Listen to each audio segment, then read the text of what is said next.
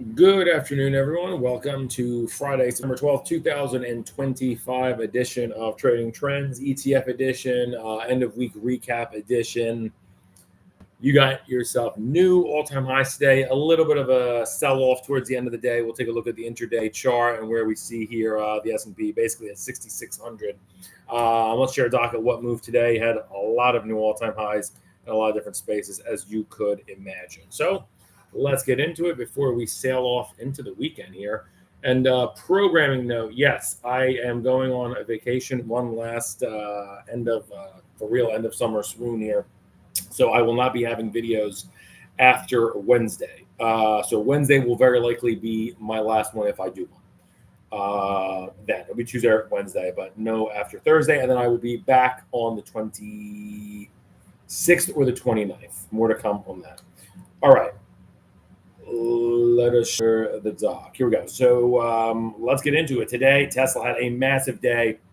Just good to see when that level had held, when that 320 bend but do not break, and boy did it not. And then momentum drags it to the upside, and boy, a big day for Tesla today. We'll see. It lifted the MAGS 7 complex. No matter what anybody says, still the 7 most important stocks in the world, basically until the bench warms up. Bench being the rest of the global economy. The MAGS were up 1.5% to new all-time highs. Was that group? Silver had a big day, more than a 1 standard deviation move higher. We'll take a look at that. And then retail and biotechs got hit a little bit today. They did get hit. They were not on the up and up today, let's say. New all-time highs for, let me take a breath here, the S&P 500, the Nasdaq, QQQs, the gold miners. These all have very similar type of momentum. These guys are hitting their strides right here. Also, XLC, one of the absolute best sectors in the entire, we've been saying that, led by Meta, and now since Google really found its footing, Meta's been a star, worth having your reliability, in terms of reliance. And now Google really performing. XLC just continues to be a shining star, and that's not news.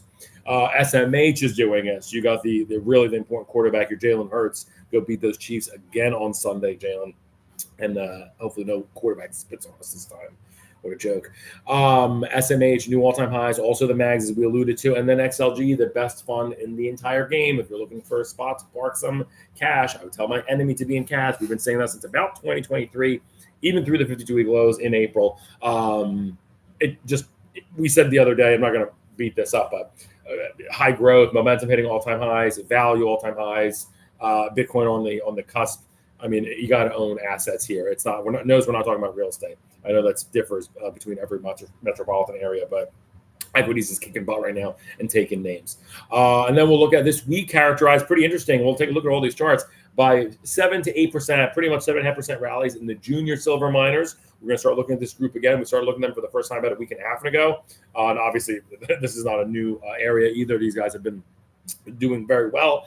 Also, 7.5% gain in Ethereum and South Korea. Have not looked at that chart in quite a while, South Korea. So let's take a look, and then, of course, we'll recap the best year-over-year charts. So without further ado, let us get into the tape. Tell them the tape. All right. Boopity, boopity, boopity. All right. So before we get into the intraday action here, Tesla, a monster 7% move. Stock looks great. Closed at essentially 396. Like I said, don't break off that 320 line, and boy, it went all the way the opposite way to about closing on 400 here.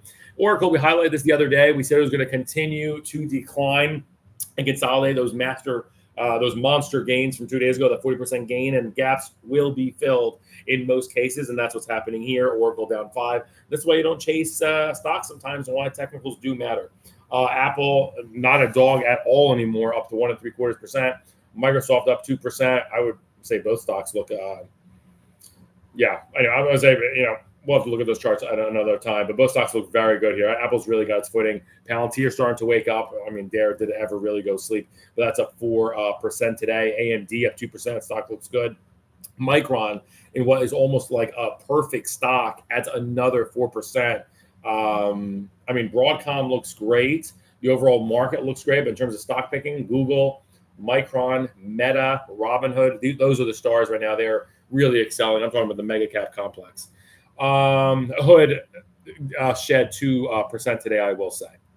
All right, intraday tape. So there was a number this morning We opened at 657.5 or so, and a nice incline here till about 10:30, 658.5. And then we sold off, and then the all-time highs came at 2:30 p.m. Eastern time.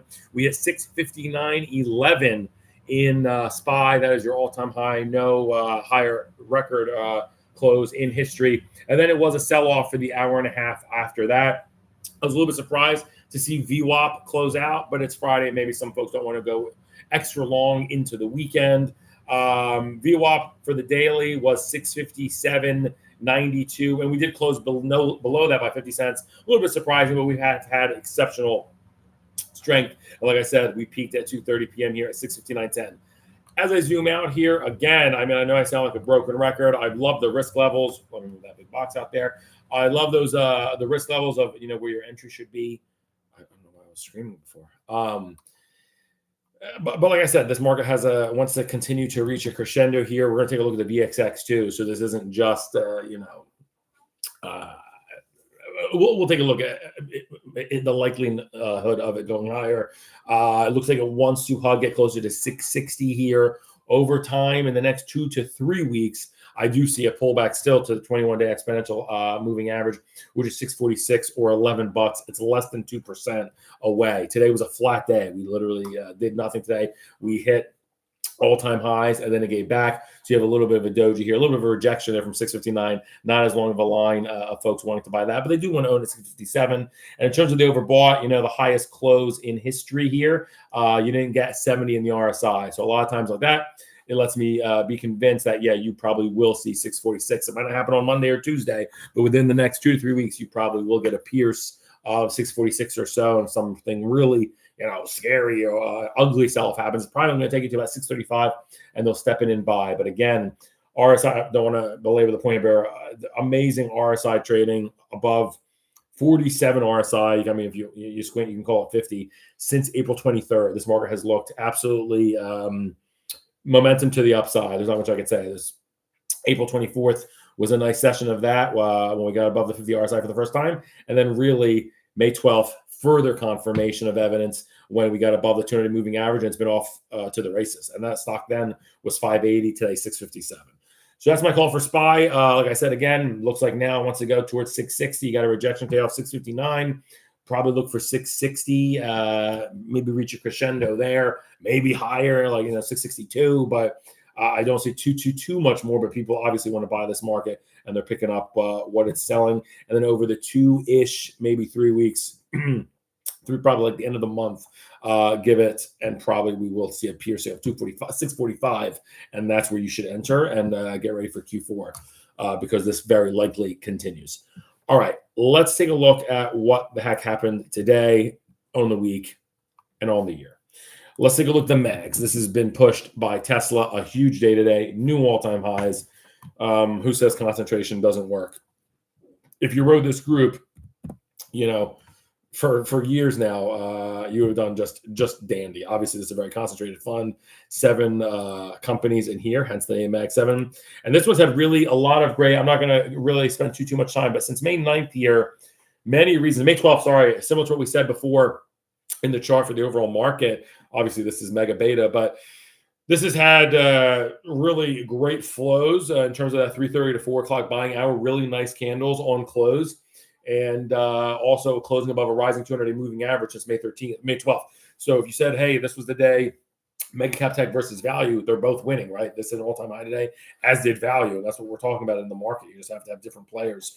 But this looks absolutely great, and it's starting to pick up again relative strength versus SPY. Also notice today, unlike SPY, this closed on the highs, 5 cents off the high. They wanted to own this into the weekend, and also the same exact above 40. That is actually a clean 50 RSI trading since April 24th. So absolutely looks great. I personally wouldn't chase it here. It probably does want to get to maybe 63 or 64 in the next week, just so based on that momentum and that candle. Looks like they're almost upset that the bell rang.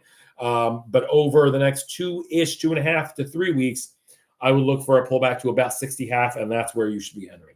So no immediate setup here for the MAGS 7, but a multiple standard deviation move today, thanks to Elon Musk's Tesla, up 7%, pulling this up 1.5% to new all-time highs. Next big mover, there's only 2 areas that were highlighted today that moved in a multiple standard deviation manner. Another one was not MAG 7 at all. It was silver up 1.5%. Yes, this is barely, but it did register a multiple standard deviation mover. It was like 1.9, so I let it squeeze in here. Silver looks good. We're going to take a look at the miners as well. Silver, I personally don't want to chase here. It's had really some strong closes here today, up 1.5%. You see a bit of a doji. It hit 38.5. So they sold off a little bit from the highs. Nothing too much though. It is overbought still, as it's been for about 10 days now. I personally want to chase it. It is a new 52-week high here. Again, I hate saying this all the time, but it looks like 2-ish weeks. I would just, let this thing get its breath on the treadmill, and I want to get back in at right around 36.40, I would say. So not too far from here, about $2 from here is where I want to be entering silver in about 2-ish weeks. So far on the things that ran today, maybe they got more to go. Probably the MAGs do open higher on Monday, it looks like.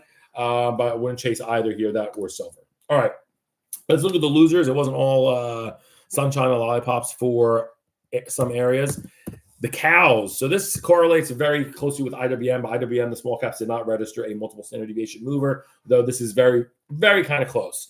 Not obviously the same thing. This is the Pacer US Cash Cows 100 ETF, but it moves like, for many parts of this thesis, it moves like the Russell. So we'll take a look at this. If you own this, you were not too happy today. Really, so this index has had a trouble since July 2nd. And go back from March. And then really, I would say it's just starting to get its footings due to that big rotation August 13th that we saw in a couple of areas that keeps on popping up. August 13th. Was that Jackson Hole, somewhere thereabouts? There's a macro event escaping me right now. But August 13th, we saw some significant moves in markets. This specific name moved 1 2/3%. Russell probably very similar. So here on this, and maybe I'll just pull up Russell after this for poos and giggles. But I like this here. I know it had a nasty day today. I don't love a fall on 200-day moving average. What the heck? Let me just go to Russell. Why just flirt with it, right? Let's just go to it.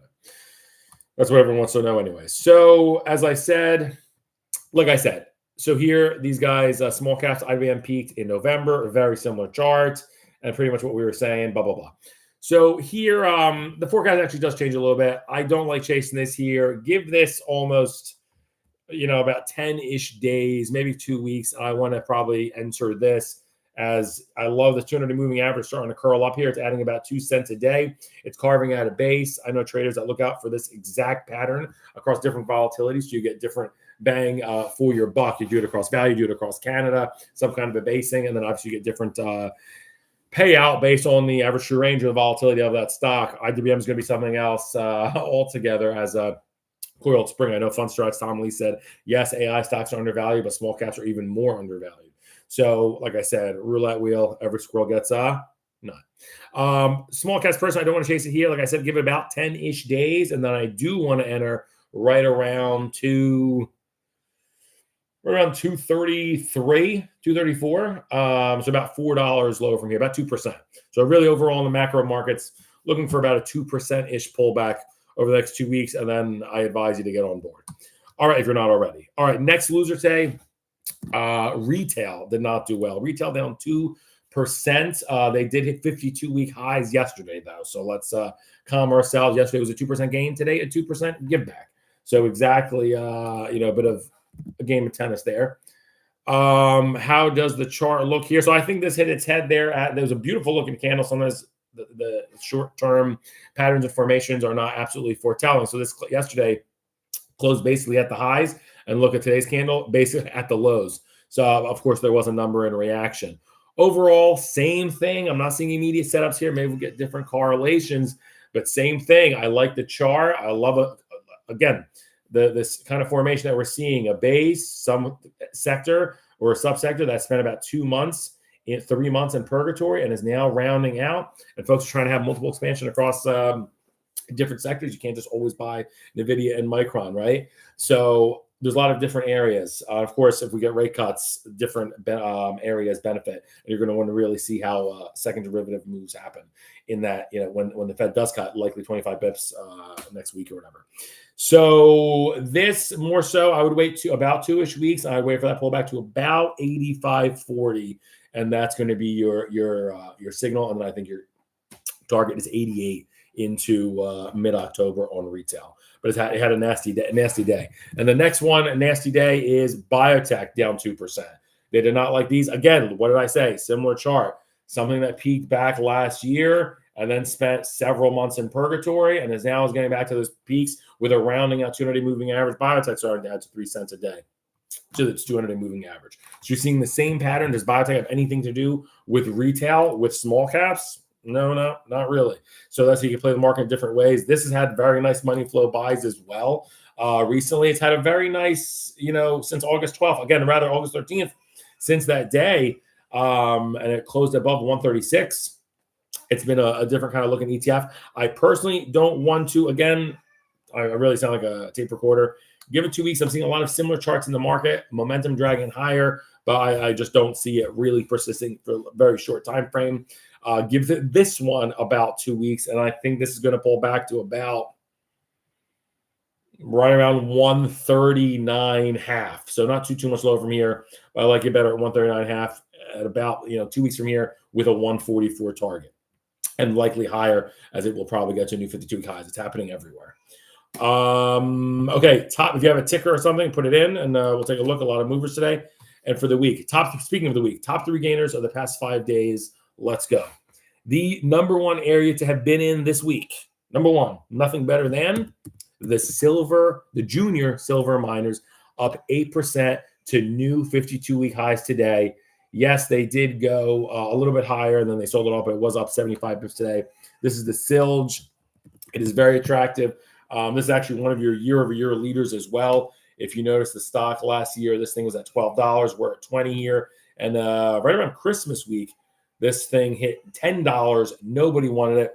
And a beautiful recovery. Really, multiple reasons to own this. May 20th at $12. And once it really broke, this is a beautiful gap up on June 2nd. Once it really had that $13.40 price level, off into the races. So now what? Don't want to chase it here. I really hate saying this.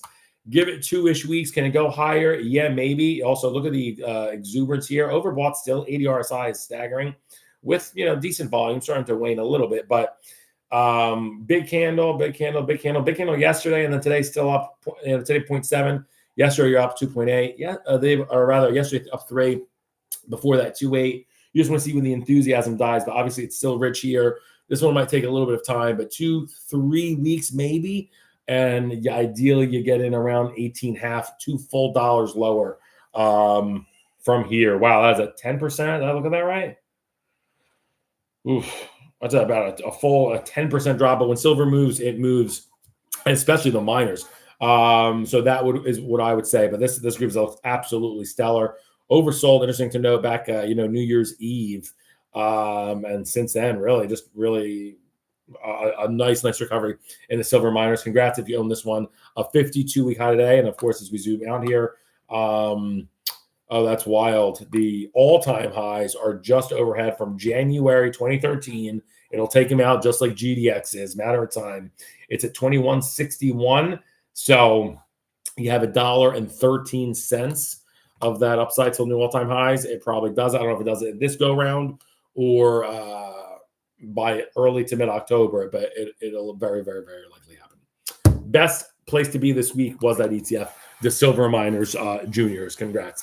Number 2, Ethereum, up 7%. So we're talking about 8% in the SILJ, the junior silver miners, and right on its tail, up 7%. Ethereum. These guys hit highs looking like a monster God candle, 14.5% on August 22nd, and it peaked at 36.80 there. Here we are today, up 35%. An amazing week, up 7%. Yes, today was 5% of it. Crypto stocks are getting ready to really start rocking, it looks like. This one, I will be honest, so I'm not going to say that wait 2 weeks crap for the other stuff, but here it jumped a little bit too high today. I think maybe you get some zigs and zags, but this one looks to be in bullish momentum mode, bullish accumulation phase for the next 2 weeks with about I think you're going to get some vol expansion. You're going to get closer back to that. I do think you get new all-time highs in Ethereum to about 37 even, which is eclipsing this by about 20 cents. I think it happens in about 2-ish weeks. In terms of your entry, you'll want to get in under 32.80. That's just better risk reward. 33. We'll say 33 even. So this day, the move today really was a big one. If you get some kind of sell-off, see how it trades over the weekend and into Monday. But if you can get in here in ETHA 33, I think you're going to be well poised for a nice move towards 37 over the next 2 weeks. Finally, not quite, wait 2 weeks. This one looks good. It's going to go. Today may have been day 2 of the move, like significantly, up 2.5% yesterday, today 5. Let's see what it does over the weekend. That was the second best place to be after this junior silver miners. So you can see where the risk complex is. It's junior silver miners. It's Ethereum this week. And number 3, I haven't looked at this in a while, equal gains to Ethereum right at 7%, is South Korea. I have not looked at this in a while. Obviously, this is much Samsung. What a chart. Look at this. Outer Bollinger Band closes for a nation ETF, 73 RSI, 3 in a row here, up 1%, is South Korea. My, oh my, there's just bull markets abound everywhere. I wouldn't chase it here personally. Give this one, like I said, with the other forecast, give it about 2 weeks. I wouldn't chase it here. And this likely much better entry is at 74 even. I would probably want to, wish this week back and you get back to those levels. I think it happens. It's pretty nice breakout. I think you get down to 75 over the next 2 weeks. But really a stellar ETF with overbought characteristics since Memorial Day, where it was trading 60 spot, and then a nice range-bound behavior. It's interesting, from June 23rd till just this week, between 70 and 75. It reminds me of SMH last year, 75, 70, 75, 70. You know what? Let's go higher. 75, boom. What next thing you know? 79. So that's what we're talking about South Korea. It was the third best place to be all week after the junior silver miners, Ethereum, and South Korea. Congrats. If you're in those 3 uncorrelated areas, you absolutely smoked the stock market this week. Let's look at the losers. Number 1, very interesting. Always like to see this if you're a long person. VXX, the worst place to be in all week was VXX, down 5.5%, almost 6%. Today was basically down about 15 bips. New 52-week low today, confirmation with S&P 500 and COWZ and MAGS hitting all-time highs. What does that mean? Nobody wants to buy puts. Nobody literally wants to buy puts on the S&P 500. You can pretty much pick a delta. But no one really has wanted to own volatility. I know it's a little nitpicky or whatever you want to say about charting a non-time series like VXX.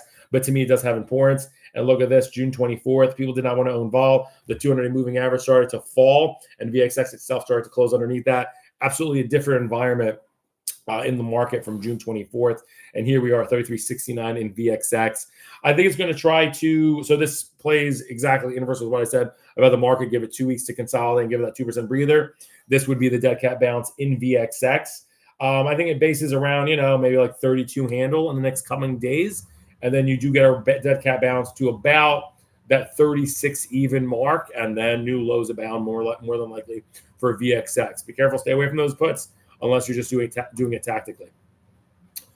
The next worst place to be in, and this doesn't have a lot of correlation to other things, was natural gas. Natural gas down 3.5% this week. When you have SPY hitting all-time highs and everything that's going on in the market, you're not really going to want to pick up natural gas. So I think that was the bounce. We had talked about it before. It wasn't oversold here. We said this is going to get, depending on how the positioning was, this is going to bounce from 1171 to about 1275. If it gets crazy, maybe closer to 14. What happened? It actually got to 1340. So now what? I think that was it. I'm not so convinced new lows happen, because as you see here, it's going to start, the volatility is really starting to constrict. I think it's very close. It probably does have another 11 handle in the cards here. I think it's going to be a nasty 2 weeks for natural gas. While this thing was all the rage back in March, I remember writing for Chart Advisor in January saying there is tactically a spot for natural gas in your portfolio, and it continued to perform for 3 months, and then things changed. And really the last time, if you were really forgiving and it's made you money, and I really don't, getting romanticized with a position, but if you really forgave it all this, there was really no reason to be in it June 24th. And what happened June 24th, we were just saying, VXX also slipped underneath its 200-day.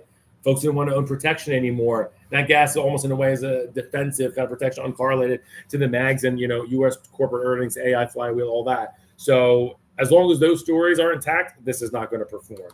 So that's why I'm saying very, imminent, probably new lows or very close to it. Natural gas, while we're talking about it, the second worst place to be today this week after volatility. And the third worst, not a horrendous amount. It was volatility down 5.5%, almost 6%. Natural gas down 3.5%, and then the home builders down 2.5%. A very interesting area, the homies, because they advanced and then much giveth away. So what are we saying for the forecast now? I wouldn't really load up the boat here, but I do think it heads higher over the next week to about 120. It's kind of a gutsy thing, but I do like the breakout it has here. It may torch you a little bit and visit 115, Monday, Tuesday before it's 120, but I do like the pattern. The 200-day starting to really sideways. It's up a penny, down a penny each day, but your support's back there at 104. I personally don't think this breaks 110. I like the risk reward above 115, headed to 120. And again, their 52-week highs are back at 126. And I see it, going everywhere. The Fed cuts next week. This, very likely has a nice move, and this is probably the market sniffing this out. Okie dokie. Top 3 trades of the past 5 days, all from the long side. If you've been long junior silver miners, Ethereum in South Korea, congrats. You're absolutely whipping the market. You dominate the market. All right. Lastly, and the most exciting, bestest part of the whole program. Top 3 trades of the past 52 weeks. This is going from last September 12th through today, September 12th, 2025. Number 1, and it's a double, belongs to IBIT, 99% year over year. And I was very close to, I don't want to make this the crypto show. Number 2 was going to be Ethereum at 96% year over year. I took it out because the name of the game is to really pick up alpha from different uncorrelated areas. That's very close. Yes, you do want to make money and over concentrate, as we see in the MAGS, when the time is right into crypto. But there's a lot of good stuff here. So that's what we're going to try and look at, these 3 that are kicking butt year over year. So IBIT peaked on August 13th at 69.89. A nice day today, up 2.1%. So we had talked about on August, I'm looking at my notes here, August looks like 29th. I said buy this at 62 right here. And the target, I said, this is going to go to 65, small gains. Today got to 66. And I said, ideally, what we were targeting, what we wanted was to get to 69 or 70. And it did not get there. And you can see here what's happened. It actually got as high as 66.44, and they sold it off a little bit. If you're bullish Ethereum, like we had the chart before, more than that, you should be also bullish crypto. But I'm trying to interpret the charts exactly as I see them. I think it's hit its head a little bit here at 66.5. I don't see it clearing it right here, and trees don't go to the sky. And this has been a rally. I know it's a small one, especially for crypto, for Bitcoin. But this looks like that was the run here for the 2-week cycle for Bitcoin. Of course, it doesn't have to do whatever I think it does. But this $5 run looks like, or nearly 10% run, 8%, looks like the move. I think we're going to get a little bit of consolidation over the next 2 weeks, it looks like, in IBIT, and just really hugging $64 even, or about a, 3-ish% give back over the next 2 weeks. So nothing exciting for IBIT, the year-over-year leader, but then you should get involved. This is, again, like I said, how many times do I have to say year-over-year leader? You don't want to avoid that. Yes, it did peak back here on a bearish divergence. You did not even get 66 RSI, and now it's just recovering, actually 56 RSI for the first time since the hours of the all-time high. So it's pretty interesting. I really do want to see how Bitcoin trades this weekend for multiple reasons. Okay, next one, GDXJ, your number 2 leader. We took out Ethereum because it's on the heels of Bitcoin. Same difference, really, in terms of return. Number 2 is the GDXJ, up 89% right here, a new 52-week high today. Where are the ultimate highs? And folks are looking at this too because they abound here. This goes back to December 2010. This thing was a 179 ETF. So this is not a data error. It wasn't very popular back then, but it was $179 back there. And it's been a lot of time here at 150 back in 2011. And I was reading something the other day about the commodity cycle, especially the metals just getting started, and pretty much everything in terms of the technicals. And look at this, of basically it being touching gold is going higher. And these are monthly candles here with the zoom out. Look at us overbought. We haven't been like this in the junior gold miners ever, this kind of exuberance. I'm going on an all-time chart. So pretty amazing. These are monthly candles closing at the tippy top. So it looks absolutely great. We've been plugging this all along, saying buy it on pullbacks. It's kind of just common sense. Now what? Don't want to chase it. I'm going to adopt and steal what I said earlier. Amazing, by the way, RSI 81. This has been standing room only to buy since August 29th, since the stock was 77. You really had to say, do I want to buy 83? Okay, train lost the station. I really want to buy 85? No, 88, and now that's where we're at. I would say wait 2-ish weeks. It's a superstar. Wait for this thing to come into you, and I do think you'll get a chance at about $81. You have to be patient. It's going to test you, but I would wait for about $81, which is a 10% decline from here. I think it'll get back. It's kind of nice digestion here, too. It's up 3%, up 2%. Today, flat. You got to want to see a couple of red days. You want to start to see this shed. But right now, absolute superstar is the gold miners. Your second year-over-year leader after IBIT, up 89%. And number 3 belongs to ARK. And she must have had a nice day today because of Tesla. She's actually not super long Tesla as much anymore. Only up 1/3% today. No new 52-week highs for this one yet, all-time highs. She's correlated, obviously, with COWZ. She's in Roblox. She's in a lot of different interesting companies. Tesla's one of them as well, Roku. This peaked on July 21st at $79. You obviously have to think with all the risk on and all the all-time highs that we're having, this is going to happen imminent in a minute. So let's see if there's any direct setups. And of course, as we zoom out, this in Feb 2021 was a 160 stock. So if it doubles from here, it would be a 2x, but you need Tesla to go to literally, those old projections of like $700. But a great looking ETF is ARK. We've talked about this numerous times. Some folks can't outright buy crypto, and this is their exposure for many RIAs, family offices that can't even get long BlackRock's IBIT. They buy ARK and get similar exposure. I think this has an upward trajectory over the next several more days. Looks like it does want to get to 80 even to get to those all-time highs, just with the pull up that you're having from the QQQ and MAGS and how this is positively affected. If you don't get in there, though, it is a superstar for sure. I'd also, theme of the video, really, give it 2 weeks, and a much better entry is getting right around 75 or 76 even.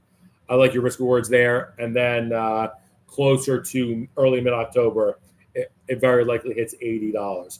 So again, IBIT, a double year over year, up 99%. You really don't need options. You can just get buy the combo and talk about mega returns like this. And then second, the gold junior miners up 89%, and then ARK up 75%. These are not flash in the pan, like Jaden Daniels. I got to poop on something on the NFC East. Go Birds Sunday night.